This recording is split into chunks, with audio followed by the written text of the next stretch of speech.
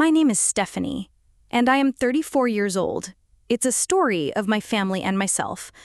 My family laughed at me for years, called me broke, useless, and the poor one in the family. But life has a funny way of turning the tables, because today, the same people who mocked me are paying rent directly to me. Before diving into the story, please like and subscribe to our channel. Here's how it happened. Family dinners were never easy for me. While everyone else arrived in their polished cars wearing new designer outfits, I showed up in the same beat-up sneakers I'd worn for years. Nobody ever said it outright, but the glances were enough. It wasn't just glances either. My cousins would laugh at little things, like how I didn't order appetizers at restaurants because I was stretching every dollar. To them, it was funny. To me, it was survival.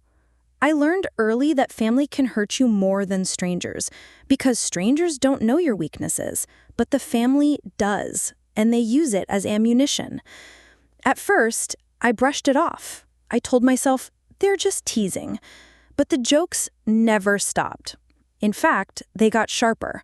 My uncle once laughed and said, "Don't bother asking him for help. He can't even help himself." Everyone chuckled. Even birthdays became awkward. They'd hand me practical gifts like socks, smirking while my sister unwrapped an iPhone. It wasn't about the things. It was about the message. You'll always be less.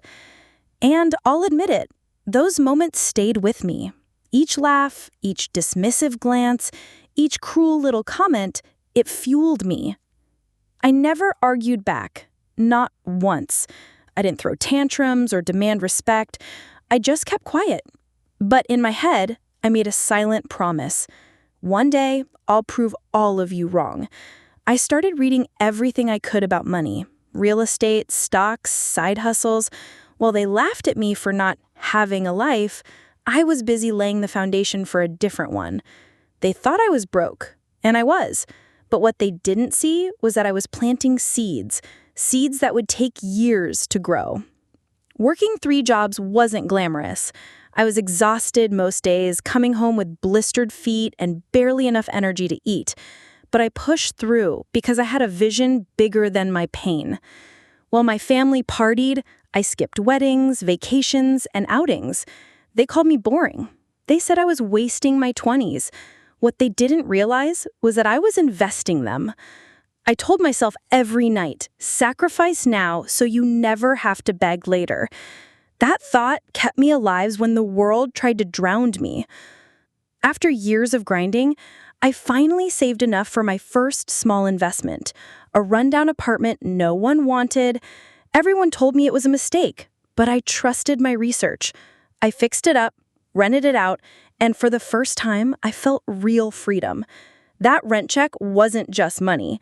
It was proof that I was climbing out of the hole they shoved me into. And while it was small, that first step gave me a taste of victory, the kind of victory my family didn't even know was coming for them. Even after I bought my first rental property, I didn't tell my family. I kept it to myself, partly because I didn't want their negativity, and partly because I enjoyed the secret. At family gatherings, they still mocked me. My cousin joked, "Don't let him near the bill. He might go broke." The room erupted in laughter, and I just smiled quietly. Little did they know, I already had tenants paying me rent while they laughed over their cocktails. I made mistakes early on. Tenants who paid late, repairs that drained my savings, sleepless nights worrying if I'd done the right thing. But each mistake was a lesson, and I refused to quit. Instead of wasting weekends like before, I studied contracts, watched seminars, and networked with people smarter than me. Knowledge became my greatest weapon. Every dollar I earned was reinvested. My family still thought I was broke, but my assets were slowly stacking higher than their debts. There was a turning point when I realized something. My family's laughter no longer hurt. In fact, it motivated me. Every joke they cracked was another log on my fire. When they teased me for driving the same old car, I thought about how one day I wouldn't just buy a car, I'd buy freedom. That thought made me unstoppable.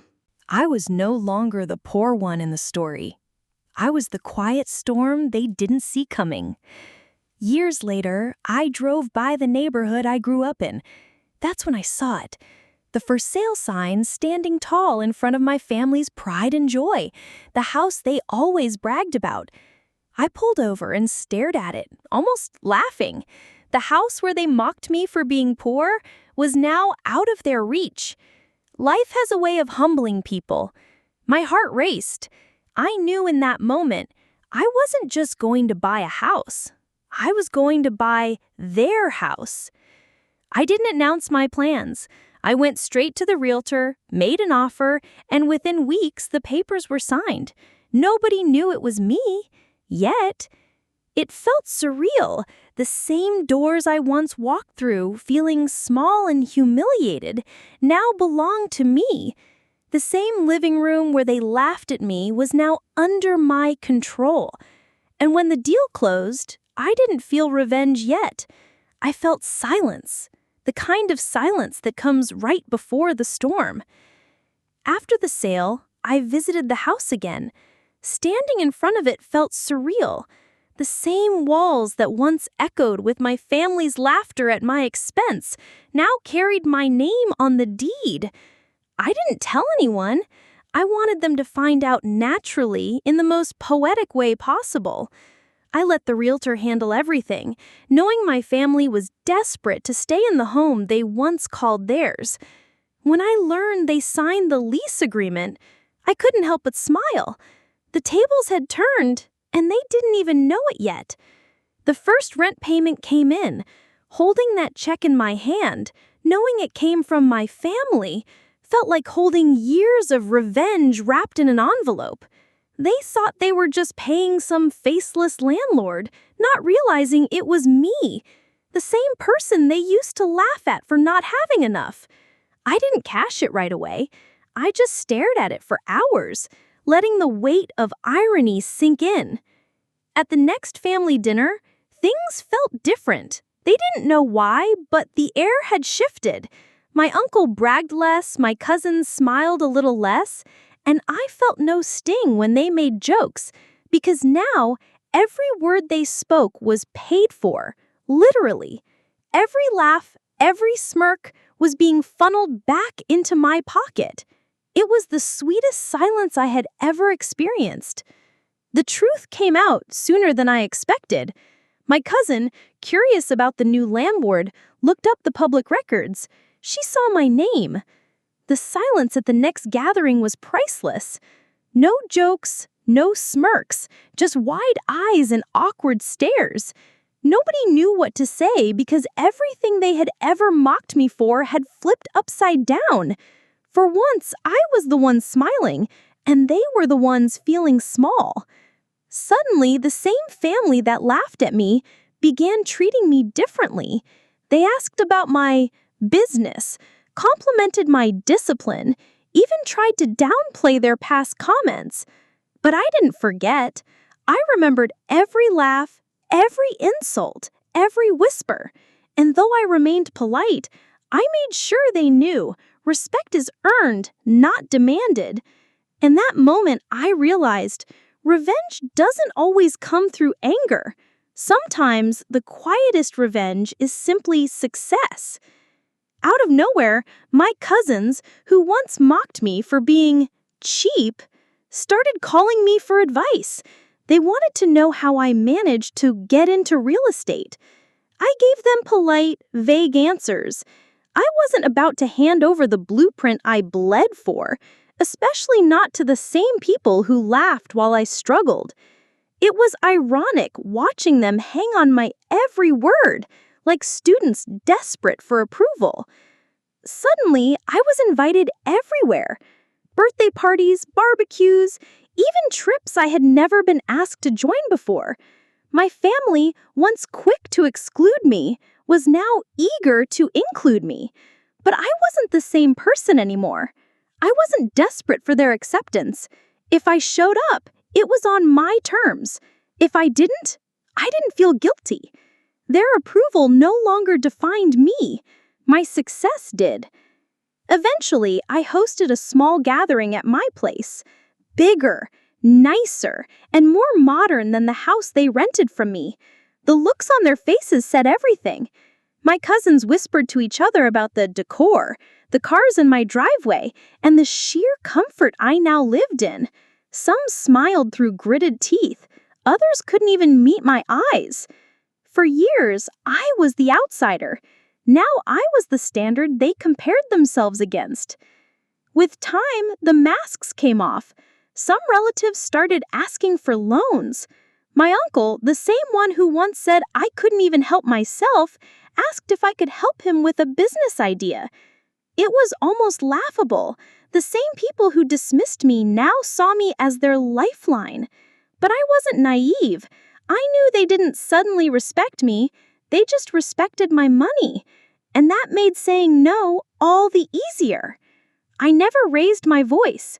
I never mocked them back. I never reminded them of the jokes or the pain they caused. I didn't have to. Because every month, when that rent check cleared, it was a reminder they could never escape. Their arrogance, their cruelty, their pride, all of it funneled straight into my bank account. And that, to me, was the sweetest revenge of all. I started noticing it. Whispers at family gatherings whenever I walked into the room. Conversations cut short. Eyes darting away. They didn't mock me anymore, but the silence felt heavier. They didn't know how to treat me, like family or like the landlord they were stuck paying. It was almost amusing. The very house they once used to brag about now stood as a symbol of their humiliation. Fake smiles became common. My cousins would congratulate me on my hard work, but their eyes gave them away. Behind every compliment was a layer of jealousy they couldn't hide. At first, I tried to believe they were happy for me, but the energy in the room told me otherwise. Success doesn't just change you, it changes how people see you. And sometimes, it brings out the worst in them. Eventually, small things started happening. A cousin spread rumors that I got lucky or that I was helped by someone. An uncle joked that I was greedy for charging rent. But the truth was simple. They hated that I made it without their help. They wanted my success to be something they could dismiss, not something that proved their words wrong. The more they tried to downplay me, the more obvious their insecurity became. Despite the bitterness, they had no choice but to keep paying rent. Every month, like clockwork, the money came in. I knew it hurt their pride, but I also knew they weren't going anywhere. They couldn't afford to leave the house they once bragged about, and I had no intention of lowering the rent. It wasn't about greed. It was about balance. Life had finally evened the scales. For years, I was the family's punchline. Now I was reminded that words have consequences. My name wasn't associated with pity anymore. It was associated with ownership, success, and quiet power. I didn't gloat. I didn't post about it online or brag at the dinner table. I let my success speak louder than anything I could say. And that silence was louder than every laugh they ever threw at me. The first real test came when my sister asked if I could waive a month's rent because things were tight. She said it casually, like it was no big deal, like I was obligated to help. I looked her in the eye and reminded her of all the times she laughed when I couldn't afford lunch. She went quiet. For the first time, she realized I wasn't the same sibling she used to mock. I didn't say yes. I didn't say no. I just told her rent was due on the 1st, like always. Word spread quickly that I had refused to help. Suddenly, relatives started whispering about how cold I had become, how money changed me. But money didn't change me. Respect did. And the truth was, they were angry because I stopped being their doormat. They weren't mad about the rent. They were mad about the mirror my success held up to their failures. Every rumor, Every passive-aggressive comment only fueled my resolve to never bend again. Some of them tried a different tactic, suddenly apologizing for how they treated me growing up. Cousins I hadn't spoken to in years sent long messages about how proud they were of me. But I knew better. Their apologies weren't born from guilt. They were born from need. They didn't want to mend the past. They wanted access to my present. And I wasn't about to let them rewrite history just because I now held the upper hand. Things escalated when my uncle suggested we have a family meeting. They sat me down and started discussing how unfair it was that I owned the house while they struggled. They hinted that maybe I should sell it back to them for the good of the family. I nearly laughed out loud. These were the same people who couldn't lend me $1 when I was broke. Now they wanted me to hand over the very proof of my survival? Absolutely not. That night, I made a decision. I would no longer explain myself, defend myself, or justify my success. I worked for everything I had, and I owed them nothing. I stopped attending every gathering, stopped answering every call, and stopped entertaining their guilt trips. I chose peace over obligation, and for the first time in my life, I felt completely free. The next family gathering I attended felt different. Nobody laughed at me anymore, but the room was colder than ever. Conversations would stop when I walked in, replaced by fake smiles and stiff nods. It wasn't the playful mockery I once knew. It was envy, sharp and bitter. They didn't know whether to hate me or admire me, and that confusion left the air heavy. I realized then, sometimes success doesn't bridge family, it builds walls. My aunt, after a few drinks, brought up the past. She said, "You've always been sensitive. We were just joking when we teased you." Her words stung, not because they were true, but because she refused to take responsibility. Calling years of humiliation jokes was her way of excusing it. I didn't argue. I just smiled and thought, if those were jokes, then this rent check must be my punchline. Soon after, my cousin tried a new approach. He claimed the house was bad for his mental health because it reminded him of childhood. He said I should sell it to them at a discount for closure. I almost laughed at the audacity. They had no problem mocking me in that same house, but now that I owned it, suddenly it became a burden? The truth was simple. They didn't want closure. They wanted control. Instead of fighting with them, I stayed silent. Silence became my greatest weapon. No angry words, no arguments, no explanations, just calm indifference. Because silence carries weight. It made them question themselves, rethink their choices, and feel the shame they tried to bury under excuses. Revenge didn't need to be loud. It only needed to be undeniable. Over time, they stopped mocking, stopped begging, and stopped pretending. They knew the truth. The power dynamic had changed forever. I was no longer the weak one, the poor one, the outsider. I was the anchor that quietly held the strings. And whether they liked it or not, every month their pride had to pass through my hands in the form of rent. One evening, my uncle cornered me in the kitchen. He tried to reason with me, using that same smug tone he once had when mocking my failures. "Don't you think you're being too harsh?" he asked, eyes darting nervously. I paused and looked him in the eyes.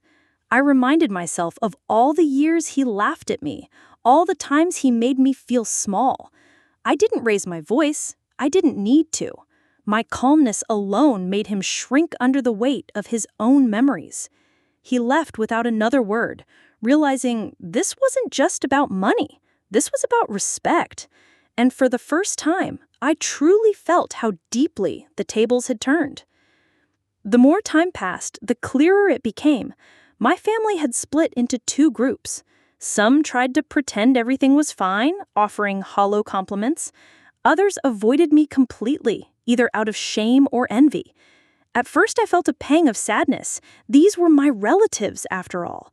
But then I remembered the years of mockery, the jokes at my expense, the times they refused to lift a finger to help. The sadness faded, replaced by a quiet sense of justice. I realized then that sometimes family isn't about closeness. It's about who stands when life knocks you down. And I had stood alone. There's a satisfaction in seeing someone struggle without having to lift a finger. Every time I deposited the rent checks, I felt a mix of irony and triumph. They never asked for sympathy. They never admitted fault. But the truth was written in every transaction, every receipt, every acknowledgement that they now depended on me. The quiet power was sweeter than any shout or argument. And in that silence, I found peace. Not revenge for the sake of anger, but revenge as a lesson in resilience. Over time, even the cousins who once mocked me began asking for advice on careers, investments, and financial decisions. They looked to me for guidance, not because they respected me as a person yet, but because they respected my achievements. I answered politely, giving just enough insight to help, but never enough to hand them the ladder I had climbed on my own. Every word was measured, every gesture deliberate. The dynamic had shifted completely. I was no longer the poor one. I was the authority, the measure, and the quiet reminder of what they had underestimated. Years of struggle, silent grinding, and quiet revenge culminated in a single moment I'll never forget. At a small family gathering, my sister turned to me and said, "You've done so much. We didn't see it back then." I smiled gently. I didn't need to remind her of every insult or laugh she shared at my expense. The reality, my success, the house, the independence, spoke louder than words ever could. It was the perfect closure. They had to acknowledge me, not because of guilt, not because of apologies, but because I had earned it with sweat, patience, and quiet determination. At the next family gathering, I noticed how their eyes constantly flicked toward me, not in jest, not in curiosity, but in quiet calculation. They were trying to measure my success, comparing it to their own lives, wondering how the poor one became the one in control. The very idea seemed to humiliate them more than any argument ever could. I sat quietly, sipping my drink, letting their discomfort fill the room. There was no need for confrontation. My presence alone spoke volumes. It was strange watching them interact. My family was proud in words, yet bitter in every glance and sigh. Some wanted to reconcile, others just wanted to erase me from their discomfort. I felt a mix of emotions myself. Vindication, yes, but also a twinge of sadness. These were the people I once loved deeply, yet their inability to respect or understand me had created a permanent distance. Still, I reminded myself, life isn't about teaching everyone. It's about proving to yourself that you can rise above. Every rent check, every polite nod, every forced smile reinforced one truth. I had power, but it wasn't about cruelty. It was about respect.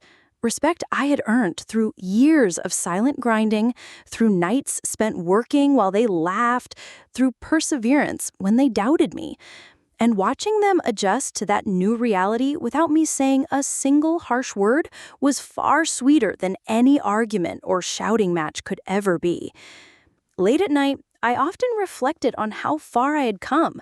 The house, the investments, the freedom, they were tangible victories.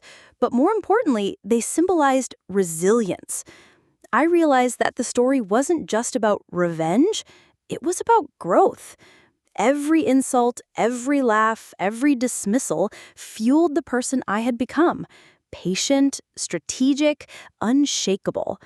And as I looked back, I understood that revenge doesn't have to be loud. It can be calm, composed, and devastatingly effective in its subtlety. Finally, the unspoken truth settled in the household. My family could no longer dismiss me or belittle me. They had to acknowledge my achievements, not out of guilt, but because my life now reflected undeniable success. No words were exchanged about the past mockery. It didn't need to be. The shift was complete. Every glance, every careful word, every hesitant smile was a reminder that the poor one they once laughed at had risen. And for me, that quiet closure, without confrontation, without anger, was far more powerful than any revenge I could have ever imagined. Months passed, and the change in my family's behavior became permanent. No more jokes, no more whispers, just a cautious respect I had never received before. They couldn't ignore the reality. The person they once dismissed as poor now held the keys to their comfort and stability. Every glance, every conversation carried the weight of that unspoken acknowledgement. It wasn't pride or arrogance. It was the natural consequence of their past actions meeting my perseverance. Some family members, the ones who had once mocked me the most, began asking questions, not about money, but about life, choices, and resilience. It was surreal hearing them seek guidance, knowing they had ignored me for years. They weren't proud yet. They were curious, maybe even slightly envious, but it was a recognition I had longed for. I answered politely, knowing the lessons I shared were worth far more than any rent check or property. Looking back, I realized that revenge wasn't about anger or confrontation. It was about patience. Years of quiet effort, silent grinding, and perseverance had created a reality they couldn't undo. Every insult, every joke, every dismissive glance had fueled me, and I transformed that energy into something unstoppable. The house, the success, the independence, it was all proof that patience and determination were more powerful than anger. And they learned the hard way that underestimating someone can be their greatest mistake. At a family gathering, my sister approached me quietly. She admitted, softly, "We never realized how strong you were." It wasn't an apology, and it wasn't the closure I needed, but it was acknowledgement. She finally saw me as an equal, no longer the one to be pitied or mocked. In that moment, I realized the true revenge had nothing to do with money. It was the transformation of perception, of respect finally earned. Years of struggle, mockery, and silent effort culminated in something simple yet profound: peace. I no longer needed to prove anything with anger or confrontation. My life spoke for itself. The house, the rent, the independence, they were all symbols of my journey. But the real victory was internal. I had risen above the cruelty, the laughter, and the dismissal to become someone my family could no longer ignore. And in that quiet victory, I finally felt free, fulfilled, and unstoppable. Proof that patience, perseverance, and self-respect are the ultimate revenge.